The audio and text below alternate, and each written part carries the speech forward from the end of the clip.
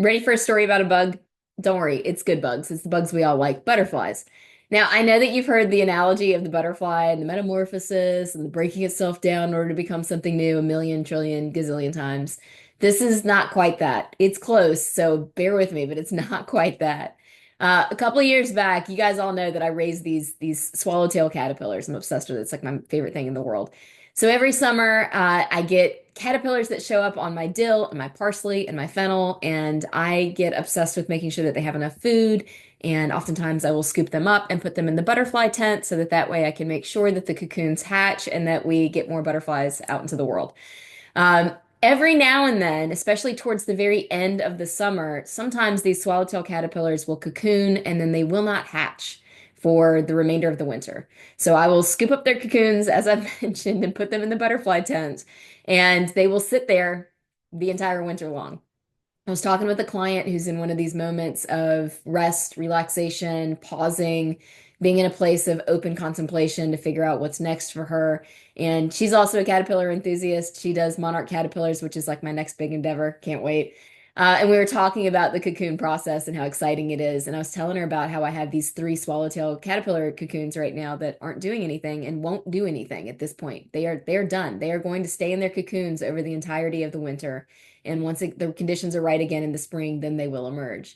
The first time this happened a few years back, when I had collected cocoons and they were just sitting in the butterfly tent, not doing anything, my husband, who knows nothing about bugs, God bless him, it was not raised outside in the, in the woods with bare feet like I was, kept telling me like, those things are dead. Get rid of them. They're not doing anything. You're waiting on nothing. Nothing's going to happen. They're dead. Get rid of them, because the only thing he had ever experienced was the caterpillars cocooning and then less than a week later emerging as butterflies. He had never experienced this winter over phase that I have in the past.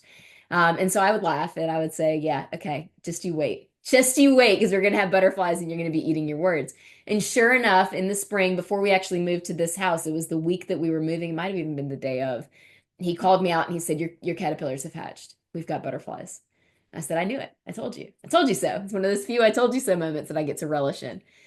My point in telling you this story is that there is going to be times in your life when you are that caterpillar that is wintering over, that knows that this is not the right time for me to emerge, that I need to continue to transform myself. I need to continue to focus on doing things that are going to allow me to be who I want to be in a few months, a few years, whatever.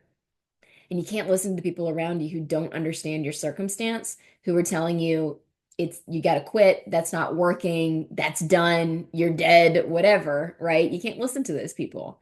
Ian, love him to death, does not know bugs. He doesn't know butterflies. He doesn't know caterpillars. I do. So I knew to have the faith that this thing is going to emerge and it's going to be beautiful, wonderful swallowtail butterflies in a little bit.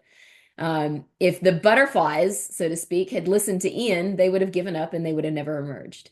So we've got three more swallowtails that are going to come to maturity in the spring. They're going to winter over for sure. I still will glance over at the butterfly tent when I walk in the door just to see if anything's changed, even though I know that nothing's going to change. Nothing's going to happen until the spring. So this is my invitation to you. If you are in one of those wintering over phases, it's okay. Enjoy it. Soak it up. It's necessary. These butterflies will not become butterflies if they don't take this time to winter over. You deserve that time too. So take the time, enjoy it. Don't listen to the naysayers. Trust the people who know your process and do what you need to do to become who it is you want to become.